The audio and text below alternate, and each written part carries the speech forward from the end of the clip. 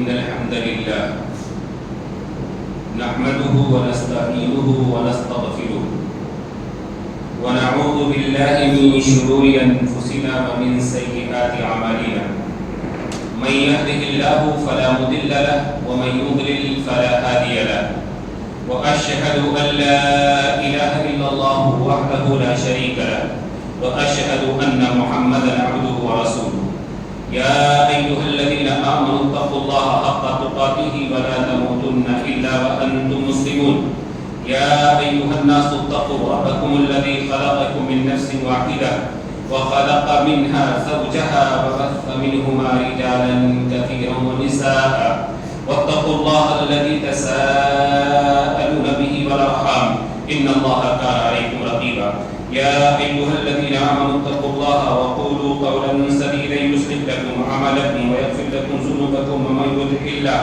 ومن يطع الله ورسوله فقد فاز فوزا عظيما أما بعد فإن خير الحديث كتاب الله وخير الهدي هدي محمد صلى الله عليه وسلم وشر الأمور محدثاتها وكل محدثة بدعة وكل بدعة ضلالة وكل ضلالة في النار أعوذ بالله من الشيطان الرجيم والذين يكنزون الذهب والفضة ولا ينفقونها في سبيل الله فبشرهم بعذاب أليم يوم يحمى عليها في نار جهنم فتكوى بها جباههم وجنوبهم وظهورهم هذا ما كنزتم لأنفسكم فذوقوا ما كنتم تكنزون. تمام طرح کی حمد و ثنا بڑائی اور بزرگی ہماری اور آپ کی تمام ہی عبادتیں، طاعتیں، نیکیاں اور خیر کے سبھی کام اللہ وحدہ لا شریک کے لیے ہوں۔ درود و سلام نازل ہو اس کے آخری نبی محمد عربی صلی اللہ علیہ وسلم پر، جن کے ذریعے سے ہمیں اسلام ملا، ایمان کی دولت ملی اور ایمانی زندگی نصیب ہوئی۔ حضرات گرامی، وہ اسلام جس کے ہم سب فالوورز ہیں، ہم سب ماننے والے ہیں، اس اسلام کی کچھ بنیادی تعلیمات ہیں، کچھ ارکان ہیں جن کے بغیر اسلام کی عمارت مکمل نہیں ہوتی ہے۔ انہی بنیادی ارکان میں سے ایک نہایت ہی ضروری اور اہم چیز زکوٰۃ کی فرضیت ہے۔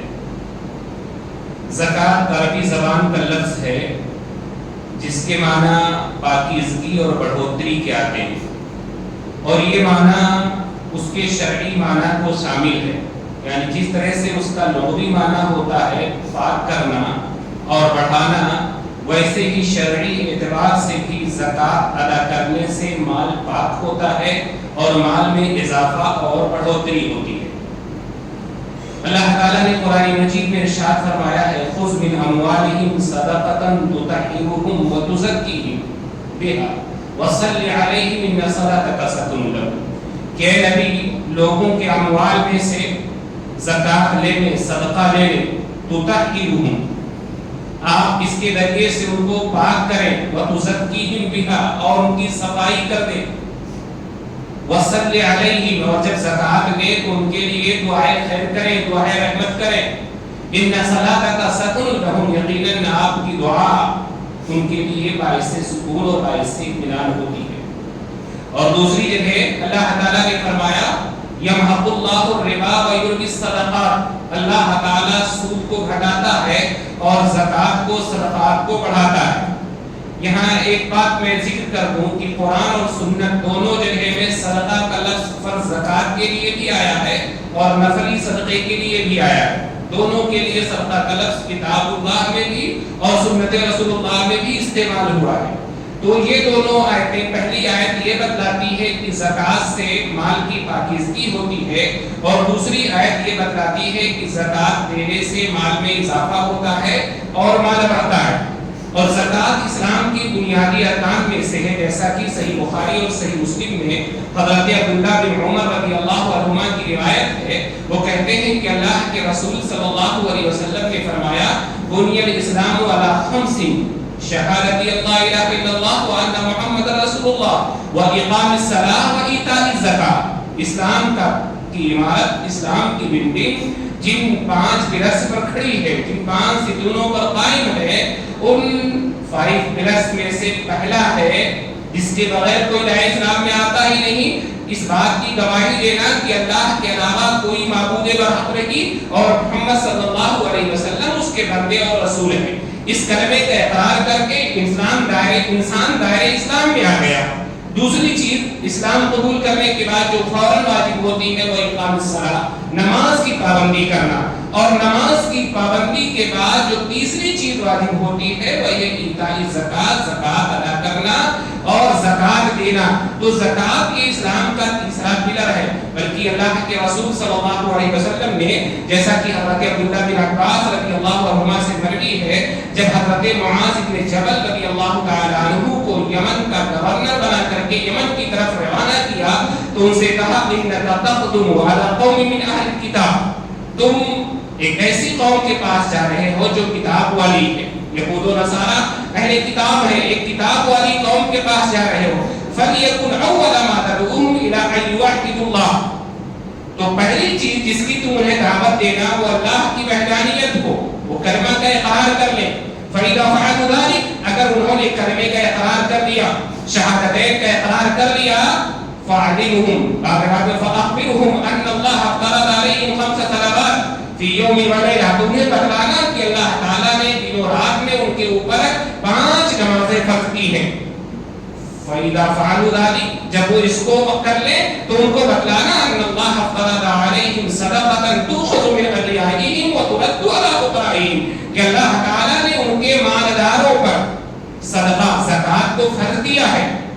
یہاں پر بھی صدقہ کا لفظ آیا لیکن زکات مانا ہے کیونکہ فرض آگے آ رہا ہے، ان کے اوپر اللہ تعالیٰ نے ان کے مالداروں میں صدقہ یعنی زکات کو فرض کیا ہے، جو ان کے مالداروں سے لیا جائے گا اور انہی کے فقراء میں تقسیم کر دیا جائے گا۔ تو یہ اسلام کا بنیادی رکن ہے جس کے بغیر کسی مسلمان کا اسلام کامل اور مکمل نہیں ہو سکتا ہے۔ جیسا کہ میں نے ذکر کیا کہ زکات کی فرضیت کی حکمت، جہاں ایک طرف انسان کے مال کی پاکیزگی ہے، دوسری طرف جہاں اس سے انسان کے مال میں بڑھوتری اور اضافہ ہوتا ہے، وہیں انسان کے اندر جو بخل کی صفت فطری طور پر، طبعی طور پر مال کا حرص اور مال کی لالچ رکھی گئی ہے، اس سے انسان کو نجات ملتی ہے۔ اسی طرح سے زکات انسان کے مال کی حفاظت کا ذریعہ بھی ہے، اس کے ذریعے سے اللہ تعالیٰ انسان کے مال کو آفات و بلایا سے بچا کر کے رکھتا ہے، اور اسی طرح سے زکات ادا کرنے سے انسان کے اوپر اللہ کا جو فضل مال کی شکل میں ہوا ہے، اس پر جو شکرانے کا حق بنتا ہے وہ حق ادا ہو جاتا ہے۔ اس وجہ سے انسان کے اوپر زکات فرض کی گئی ہے۔ اسی طرح سے جس طرح سے اسلام کا یہ تیسرا رکن ہے، ایسے ہی زکات حصول رحمت کا ذریعہ بھی ہے۔ اللہ تعالیٰ نے فرمایا وَرَحْمَتِي وَسِعَتْ كُلَّ شَيْءٍ فَسَأَكْتُبُهَا لِلَّذِينَ يَتَّقُونَ وَيُؤْتُونَ الزَّكَاةَ، میری رحمت سب کو گھیرے ہوئے ہے، ہر چیز پر میری رحمت وسیع ہے۔ دنیا میں اللہ کی رحمت سے کافر مومن، ایک نیک بندہ اور ایک گنہگار بندہ، سب کو اس کی رحمت مل رہی ہے۔ اللہ کی رحمت سے سب سیلاب ہوتے ہیں، بارش ہوتی ہے سب کے لیے، ہوائیں چل رہی ہیں سب کے لیے، آکسیجن مل رہا ہے سب کو، سورج نکلتا ہے سب کے لیے۔ تو یہ ساری چیزیں جو اللہ کے رحمت کے مختلف ذرائع ہیں سب کے لیے ہے، لیکن اللہ تعالیٰ نے آگے کہا وَسَأَكْتُبُهَا لِلَّذِينَ يَتَّقُونَ وَيُؤْتُونَ الزَّكَاةَ، لیکن آخرت میں میری رحمت کن کے لیے ہوگی؟ ان کے لیے ہوگی جو اللہ سے ڈرنے والے اور زکات کی ادائیگی کرنے والے ہیں۔ دوسرے لفظوں میں اگر زکات کی ادائیگی نہیں ہوتی ہے تو پھر اللہ کے یہاں آخرت کی رحمت کی امید نہ رکھے بندہ۔ دنیا میں اللہ کی رحمت اس کو مل رہی ہے، کافر و مومن سب اس سے فیضیاب ہو رہے ہیں، لیکن آخرت کی رحمت تبھی ملے گی جب انسان کے اندر تقویٰ، اور تقوی کی ایک بہت بڑی علامت یہ ہے کہ انسان زکات کی ادائیگی کرنے والا ہو۔ اسی طرح سے اللہ تعالیٰ نے سورہ مومنون میں اس کی ابتدائی آیتوں میں جنت میں جانے والوں کی جو صفات ذکر کی ہیں، وہاں پر اللہ تعالیٰ نے ارشاد فرمایا قد افلح المؤمنون الذین هم فی صلاتهم خاشعون والذین هم عن اللغو معرضون والذین هم للزکاة فاعلون۔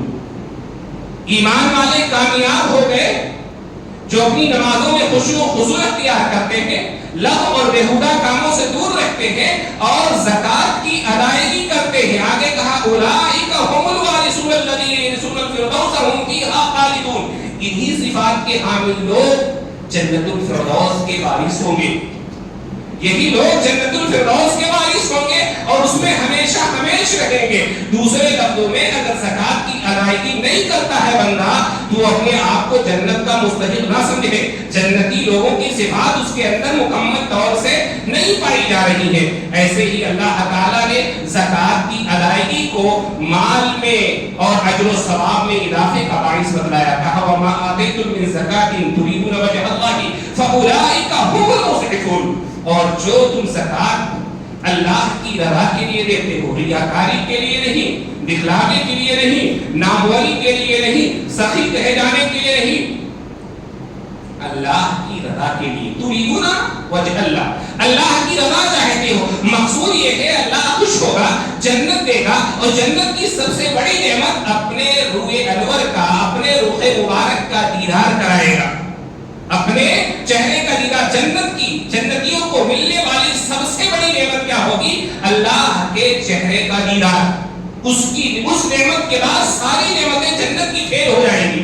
اس نعمت کے بعد اتنی عظیم نعمت ہوگی. اس کے لیے کہا کہ اگر ایسا ارادہ ہے، اس مقصد سے زکات دیتے ہو فاولئک هم المضعفون، تو یہی لوگ اپنے مال کو بھی بڑھانے والے ہیں اور اپنے اجر و ثواب میں بھی اضافہ کرنے والے ہیں. اسی طرح سے زکات کی ادائیگی کو ایمانی بھائی چارے کا سبب قرار دیا. سورہ توبہ میں اللہ تعالیٰ نے کہا فَإِن تَابُوا وَأَقَامُوا الصَّلَاةَ وَآتُوا الزَّكَاةَ فَإِخْوَانُكُمْ فِي الدِّينِ. ایک مشرک بھی اگر توبہ کر لے، نماز کی پابندی کرنے لگے، زکات دے، تمہارا بھائی ہو گیا.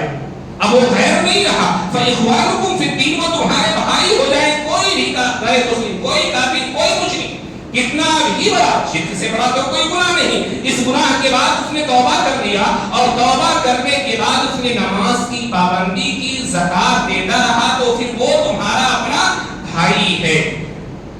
اس کے برخلاف آپ دیکھیں گے کہ جو لوگ زکات نہیں دیتے ہیں ان کے سلسلے میں شریعت نے کتنی سختی کی کہ اللہ تعالیٰ نے فرمایا والذین یکنزون الذهب والفضة ولا ينفقونها في سبيل الله فبشرهم بعذاب أليم.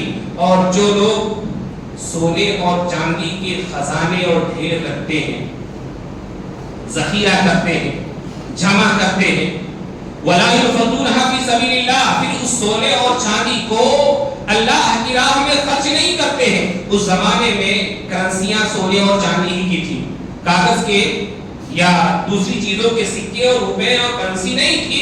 دینار و درہم چلتے تھے، سونا اور چاندی ہوتا تھا، اسی کو لوگ رکھتے تھے. کہا ولا ينفقونها في سبيل الله فبشرهم بعذاب أليم، تو انہیں دردناک عذاب کی خوشخبری دے دو. یہ طنز ہے اللہ تعالیٰ کا. اچھی خبر کو بشارت کہا جاتا ہے، یہاں عذاب اور سزا کو کہا جا رہا ہے بشارت سنا دو. طنز کرا اللہ. دنیا میں یہ بہت اچھا سمجھتے تھے نا، مال کو جمع کرنا، سونے اور چاندی کے ڈھیر رکھنا، اس کے خرچ نہ کرنا، اس کا حق ادا نہ کرنا بہت اچھا سمجھتے تھے. تو اس کی خبر سنو یہاں پر فبشرهم بعذاب أليم يوم يحمى عليها في نار جہنم. اس کو اس دن جہنم کی آگ میں تپایا جائے گا، گرم کیا جائے گا. فتقوى بها جباههم وجنوبهم وظهورهم، پھر اس تپے ہوئے سونے سے، اس تپے ہوئے چاندی سے ان کے پیشانیوں کو، ان کے پہلوؤں کو اور ان کی پشت کو لگا جائے گا. علماء کہتے ہیں اللہ تعالی نے، مفسرین نے لکھا یہ کیوں کہا کہ پہلے پیشانی، پھر پہلو، پھر پشت، کہ جب مانگنے والا، زکات وصول کرنے والا محسن، مشنن یا کوئی بھکاری، فقیر اور مسکین آتا ہے تو پہلے پیشانی پہ پڑتے، ماتھے پر سکن آتی ہے پہلے، پھر آدمی مڑ جاتا ہے، اپنا پہلو دکھاتا ہے اور پھر بھی نہ جائے مانگنے والا تو پیٹ پھیر کر چل دیتا ہے. تو پیشانی کو داغا جائے گا، پہلو کو داغا جائے گا، پشت کو جائے گا اور کہا جائے گا هذا ما كنزتم لانفسكم فذوقوا ما كنتم تكنزون. یہ وہی خزانہ ہے جو تم جمع کر کے رکھتے تھے، جس کا تم زکات نہیں دیتے تھے. فذوقوا ما كنتم تكنزون، تو جو خزانہ جمع کیا تھا اس کا مزہ اب چکھو، اس کا مزہ اب چکھو. دوسری جگہ اللہ تعالیٰ نے فرمایا کہ ولا يحسبن الذين يبخلون بما آتاهم الله من فضله हुवा खैरुल लहुम बल हुवा शर्रुल लहुम सयुतवक़ून मा बखिलू बिही यौमल क़ियामा, कि वो लोग जो अल्लाह का जो फضل है, अल्लाह ने जो दौलत दी है, जो माल दिया है, उसमें बुख़्ल करते हैं, अल्लाह की राह में खर्च नहीं करते हैं, वो उसको अच्छा समझते हैं। बल हुवा शर्रुल लहुम, अच्छा नहीं है, बहुत बुरा है। सयुतवक़ून मा बखिलू बिही यौमल क़ियामा, क़यामत के दिन यही माल, यही सोना, यही चांदी, इसको गले का तौक बना दिया जाएगा, गले का तौक बना दिया जाएगा। इस आयत की तफसीर में इमाम बुखारी ने हज़रत अबू हुरैरा रज़ियल्लाहु तआला अन्हु की वो रिवायत नक़ल की है, जिसके अल्फाज हैं कि अल्लाह के रसूल सल्लल्लाहु अलैहि वसल्लम ने फरमाया, मन आताहुल्लाहु मालन फलम युअद्दि ज़कातह,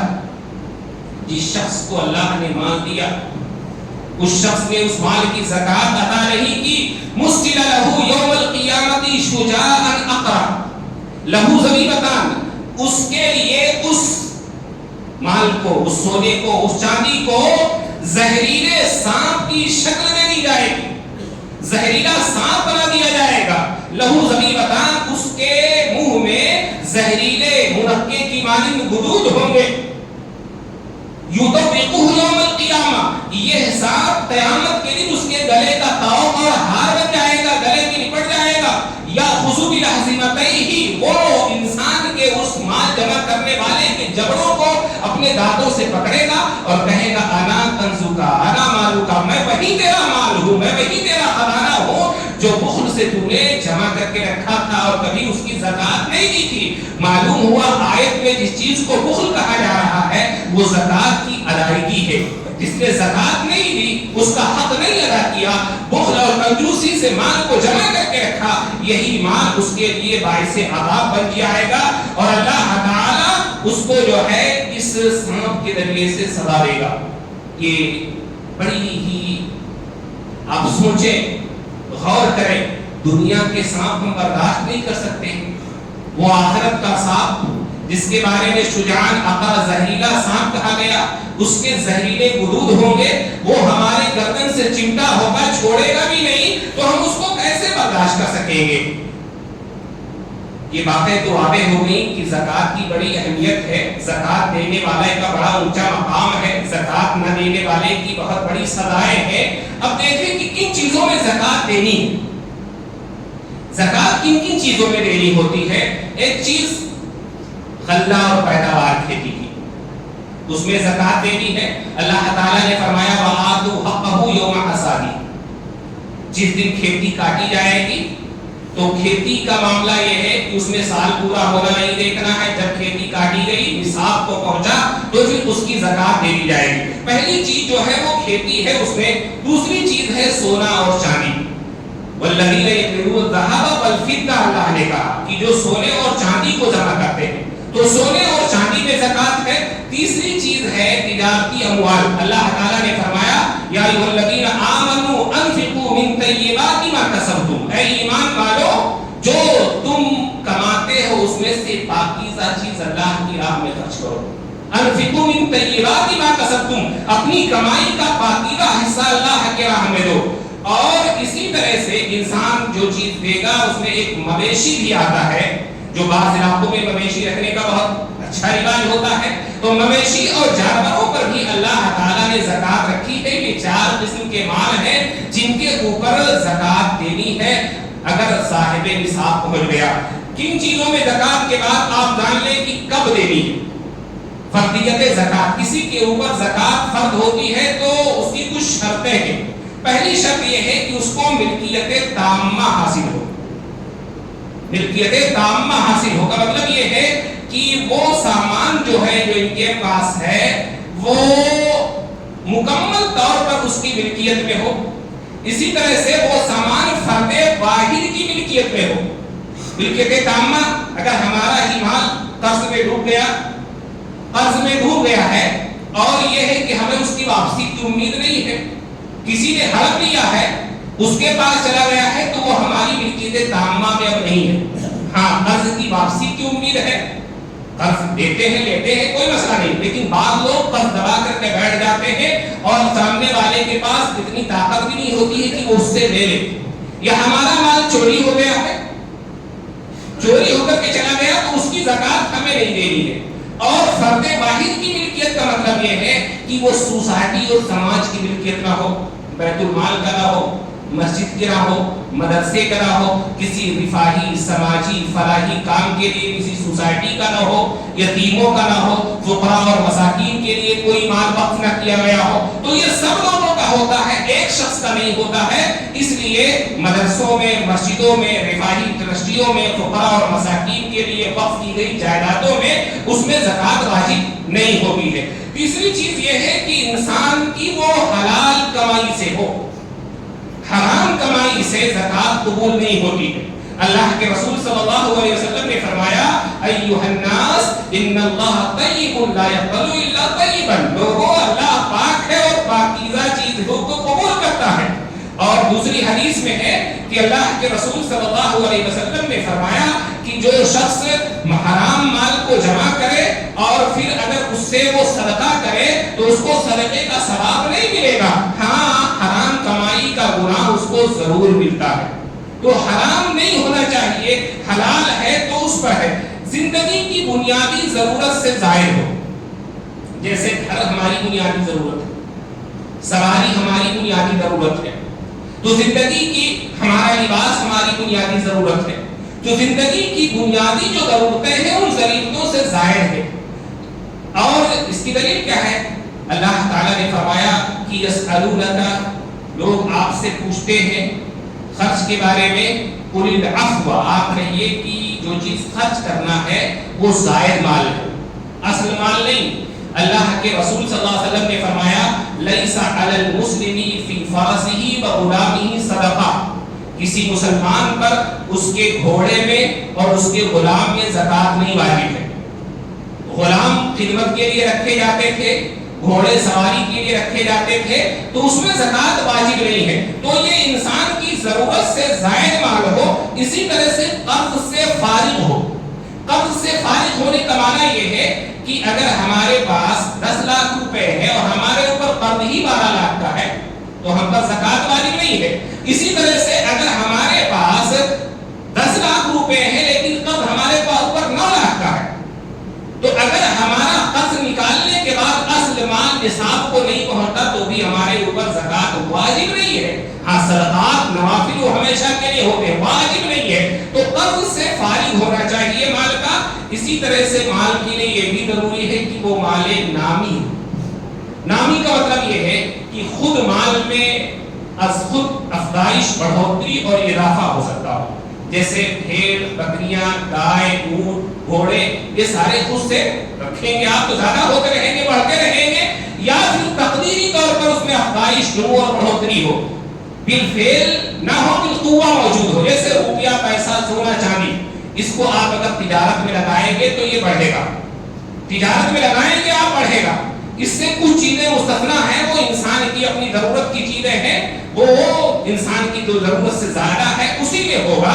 جو ضرورت سے زیادہ چیزیں ہیں اسی میں ہوگا. اصل مال میں مطلب گھر بھی قیمت رکھتا ہے، اس کا بزنس کر دیں تو یہ بھی ہے، لیکن یہ انسان کی اپنی ضرورت ہے. گاڑی، اس کا بزنس شروع کر دیں، اس میں بھی فائدہ ہوگا، لیکن انسان کی اپنی ضرورت ہے. تو ضرورت سے زیادہ ہو اور مال نامی ہو، اس میں اضافہ ہو سکتا ہو یا خود بخود ہوتا ہو تو پھر ایسی صورت میں اس پر زکات واجب ہوتا ہے، ورنہ نہیں واجب ہوتا ہے. پھر ضروری ہے کہ وہ مقررہ نصاب کو پہنچے.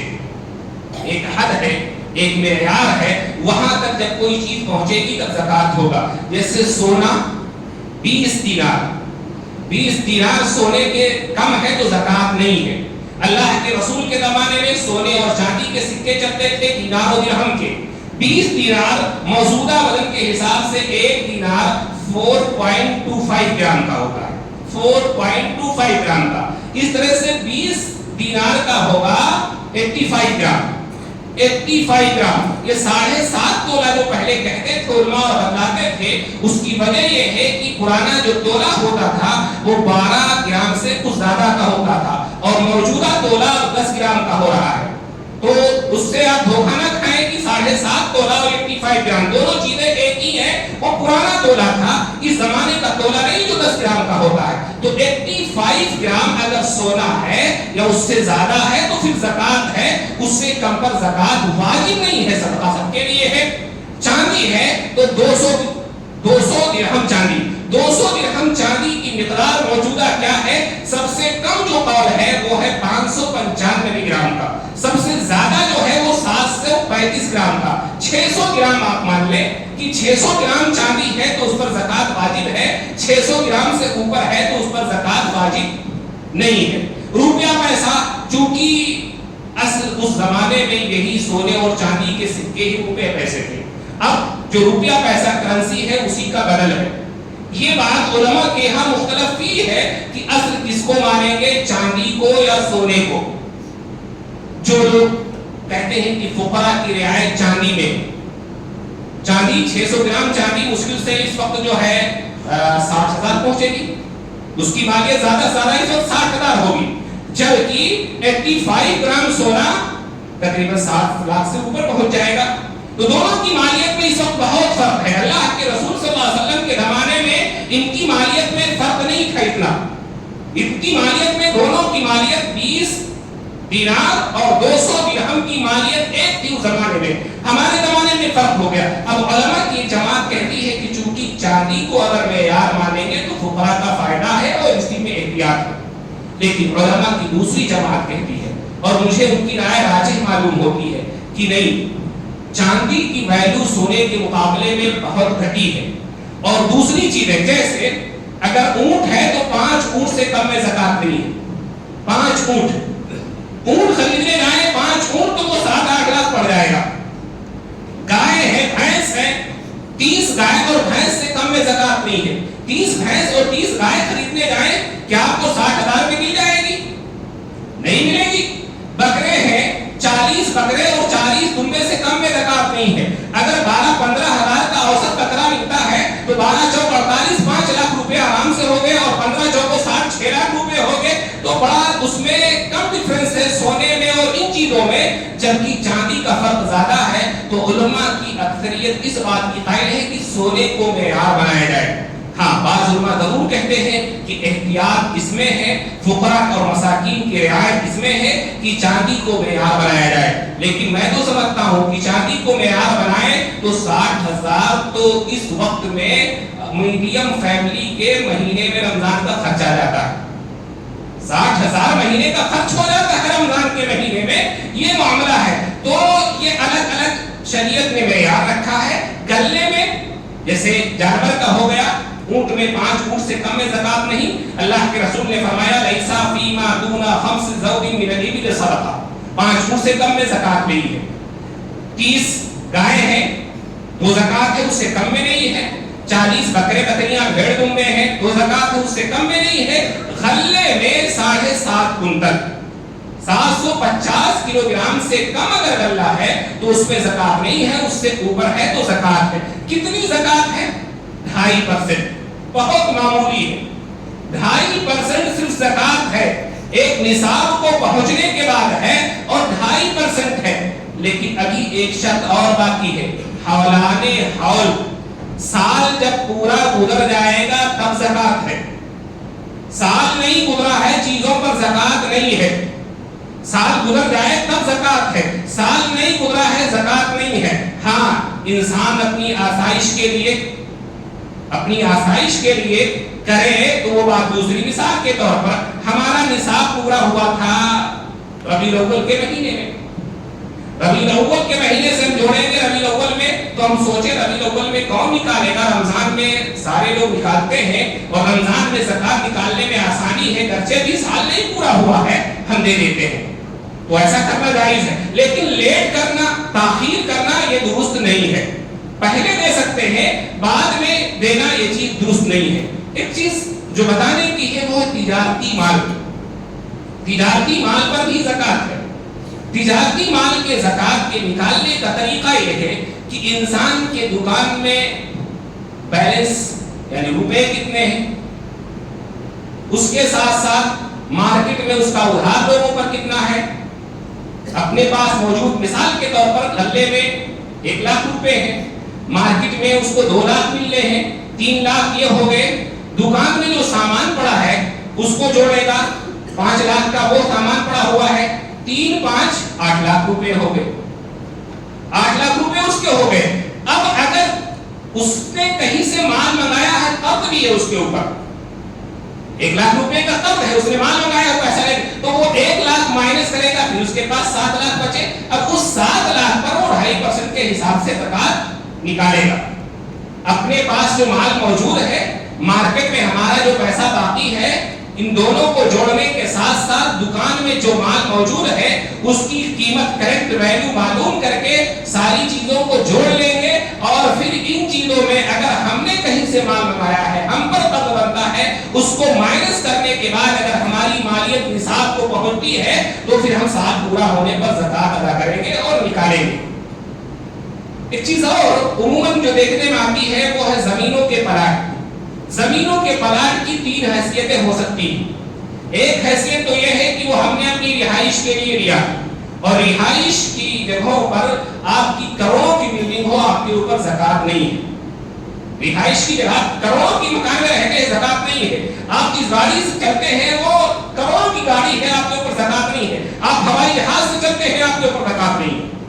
تو رہائشی اس میں زکات نہیں ہے. لیکن دوسری صورت اس کی ہے کہ آپ نے اس کو رینٹ پر دے رکھا ہے, مکان کو رینٹ پر کرائے پر دے رکھا ہے. ایسی صورت میں اس کی قیمت پر نہیں ہے, لیکن جو رینٹ اور کرایہ آ رہا ہے اس کرائے سے آپ کے خرچ کے بعد اگر بچ رہا ہے اور وہ بچا ہوا مال زکات کے نصاب کو پہنچ جا رہا ہے اور پھر اس پر سال گزر جا رہا ہے تو آپ کو زکات دینی ہے, آپ کو زکات دینی ہے. تیسری زمین کی پلاٹ کی شکل یہ ہو سکتی ہے کہ آدمی اس کا بزنس کرتا ہے, چونکہ اب وہ سامان تجارت ہو گیا. آلات تجارت پر زکات نہیں ہے, سامان تجارت پر زکات ہے. گاڑیوں کی تجارت شروع کر دے آدمی زکات ہے, زمین کی مراکز کی تجارت شروع کر دے آدمی کے اوپر زکات ہے, مکانوں کو خریدنا بیچنا شروع کر دے اس کے اوپر زکات ہے. تو اس کی کرنٹ ویلیو جوڑ کر کے اس پر زکات دی جائے گی. بعض لوگ اور ایک بات پوچھتے ہیں کہ بھائی ہم نے اپنی بیٹی کی شادی کے لیے لے رکھا ہے, اگر شادی کے لیے لے رکھا ہے تو وہ تجارت کا مال نہیں ہے, آپ اس پر زکات نہیں دیں گے, یہی علماء کا فتویٰ ہے. تو یہ چیزیں دھیان میں رکھنے کی ہیں. ایک چیز اور دکانوں اور تاجروں کے لیے یہ ہے کہ ایک چیز ہوتی ہے سامان تجارت جس کو وہ بیچتے اور خریدتے ہیں, اور ایک چیز ہوتی ہے آلات تجارت. فیکٹری لگائی ہے, فیکٹری میں مشینیں ہیں, لاکھوں کی مشینیں, ان مشینوں پر زکات نہیں ہے. آپ نے دکان کا فرنیچر لگا رکھا ہے, اس کو اچھا شو روم بنا رکھا ہے, ظاہر سی بات ہے لاکھوں کی مالیت ہے, اس پر زکات نہیں ہے. جو چیز بیچتے اور خریدتے ہیں بس اسی پر زکات ہے, جو چیز بیچتے اور خریدتے ہیں اسی پر زکات ہے. ایسے ہی کسان ہے, اگر اس نے کئی لاکھ کے ٹریکٹر لے رکھے, ٹرالیاں لے رکھی ہیں, گاڑیاں لے رکھی ہیں جس سے اپنی کھیتی کا کام کرتا ہے, اس کے اوپر زکات نہیں ہے. اس کے آلات ہیں ان کے اوپر زکات نہیں ہے. ان چیزوں کو دھیان میں رکھنے کی ضرورت ہے اور ان کا حق اللہ کے سامنے ادا کرنے کی ضرورت ہے. یہ بہت ضروری اور اہم چیزیں ہیں, ہم کو اور آپ کو ان کا خیال رکھنا چاہیے. اگر ہم, اور خصوصاً یہ زکات کا معاملہ بڑا اہم اس لیے بھی ہے کہ حضرت ابو بکر نے کہا تھا جب اللہ کے رسول صلی اللہ علیہ وسلم کی وفات کے بعد حضرت ابو بکر خلیفہ ہوئے, جو بہت سارے فتنے اٹھے, اس میں سے ایک فتنہ تھا مانعین زکات کا. بعض لوگوں نے یہ کہا کہ ہم اللہ کے رسول کے زمانے میں ان کو تو زکات دیتے تھے لیکن آپ کو زکات نہیں دیں گے. حضرت ابو بکر نے کہا واللہ لو منعونی اقالا لقاتلتهم, اللہ کی قسم اگر کوئی شخص اللہ کے رسول کے زمانے میں اونٹ باندھنے کی رسی بھی دیتا تھا, زکات اس پر اتنی معمولی بنتی تھی, بس ایک معمولی مثال تھی وہ کہ اگر معمولی سی بھی زکات اس کی بنتی تھی اور دیتا تھا اور مجھے نہیں دیا, اگر وہ زکات آج بن رہی ہے اور اس نے نہیں دیا لقاتلتهم, یقیناً میں اس سے قتال کروں گا. اور قتال کیا, یا تو قتل کر دیے گئے وہ لوگ یا پھر انہوں نے زکات ادا کر دیا. تو یہ بڑا گمبھیر مسئلہ ہے. اس کے لیے زکات اگر اسلامی حکومت ہو تو آپ کو دینا ہی دینا ہے. اگر نہیں دیں گے حکومت کے نمائندے آئیں گے, آپ کی پراپرٹی کا حساب کریں گے, آپ کے اوپر جو بنے گا بولیں گے. نہیں دے تو اسلامی قانون اور شریعہ اللہ یہ کہتا ہے کہ آپ سے زبردستی لے لیا جائے گا. آپ سے زبردستی لے لیا جائے گا. تو اس کو دھیان میں رکھنے کی ضرورت ہے اور ہم سب کو چاہیے کہ اللہ تعالیٰ نے جو یہ چیز واجب کر رکھی ہے ہم سب اس کو ادا کریں. میرے بھائیوں یہ اللہ کی طرف سے فریضہ تو ہے ہی لیکن اس میں ہمارا بھی فائدہ ہے. ہمارا مال پاک ہوتا ہے. ہم یہ سمجھتے ہیں کہ وقتی طور پر ہم نے 10,000 20,000 لاکھ 2 لاکھ زکات میں نکال دیا مال کم ہو گیا لیکن حقیقت میں اس زکات کے نکالنے سے مال محفوظ ہوتا ہے آفات و مصیبتوں سے بچتا ہے. جس طرح سے آپ دنیا میں انشورنس کراتے ہیں کبھی اوپر والے سے انشورنس کر کے دیکھیں وہاں زیادہ فائدے میں رہیں گے. اس کا انشورنس زیادہ مضبوط ہے وہ کرا کر کے دیکھیں تو اللہ تعالیٰ اس کی حفاظت کرتا ہے آفات سے محفوظ رکھتا ہے مال میں اضافہ اور بڑھوتری کا وعدہ ہے. ومن اصدق من اللہ قیلا اللہ کے وعدے سے سچا وعدہ کس کا ہو سکتا ہے؟ جب اس نے کہا ہے مال بڑھے گا تو یقیناً بڑھے گا. ہم اور آپ اس کو چاہے کس نظر سے دیکھیں یقیناً ایسے لوگوں کے مال بڑھتے ہیں اضافہ ہوتا ہے ترقی کرتے ہیں جو ایمانداری کے ساتھ یہ ساری چیزیں ادا کرتے ہیں. آخر میں بس ایک بات کہوں گا کہ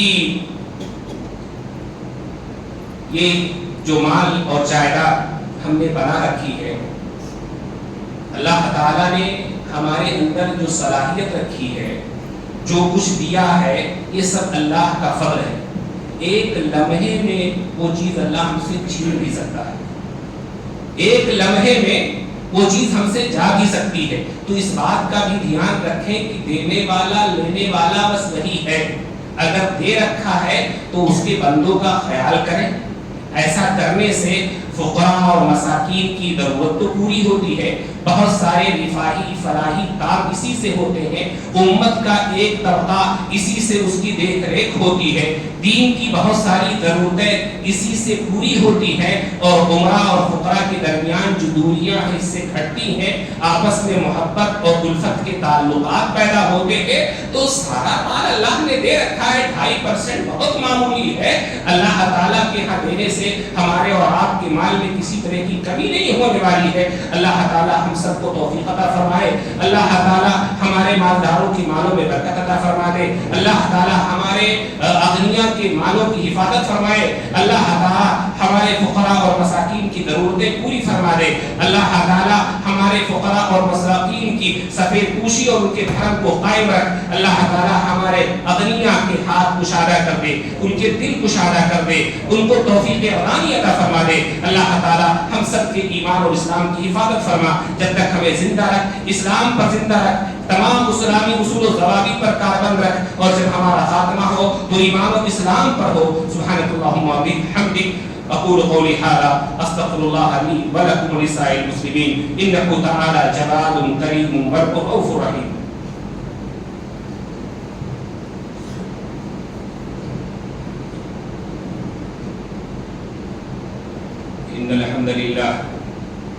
إن الحمد لله نحمده ونستعينه ونستغفره ونعوذ بالله من شرور أنفسنا ومن سيئات أعمالنا. من يهده الله فلا مضل له ومن يضلل فلا هادي له وأشهد أن لا إله إلا الله وحده لا شريك له وأشهد أن محمدا عبده ورسوله. يا أيها الذين آمنوا اتقوا الله حق تقاته ولا تموتن إلا وأنتم مسلمون. يا أيها الناس اتقوا ربكم الذي خلقكم من نفس واحدة وخلق منها زوجها وبث منهما رجالا كثيرا ونساء واتقوا الله الذي تساءلون به والأرحام إن الله كان عليكم رقيبا. يا أيها الذين آمنوا اتقوا الله وقولوا قولا سديدا يصلح لكم أعمالكم ويغفر لكم ذنوبكم ومن يطع الله ورسوله فقد فاز فوزا عظيما. أما بعد فإن خير الحديث كتاب الله وخير الهدي هدي محمد صلى الله عليه وسلم وشر الأمور محدثاتها وكل محدثة بدعة وكل بدعة ضلالة وكل ضلالة في النار. أعوذ بالله من الشيطان الرجيم. إن الله وملائكته يصلون على النبي يا أيها الذين آمنوا صلوا عليه وسلموا تسليما. اللهم صل على محمد وعلى آل محمد كما صليت على إبراهيم وعلى آل إبراهيم إنك حميد مجيد. اللهم بارك على محمد وعلى آل محمد كما باركت على إبراهيم وعلى آل إبراهيم إنك حميد مجيد. عباد اللہ رحمکم اللہ ان اللہ یأمر بالعدل والإحسان وإیتاء ذی القربى وینہی عن الفحشاء والمنکر والبغی یعظکم لعلکم تذکرون اذکروا اللہ یذکرکم وادعوہ یستجب لکم ولذکر اللہ تعالی وأعلی وأولی وأجل وأتم وأکبر.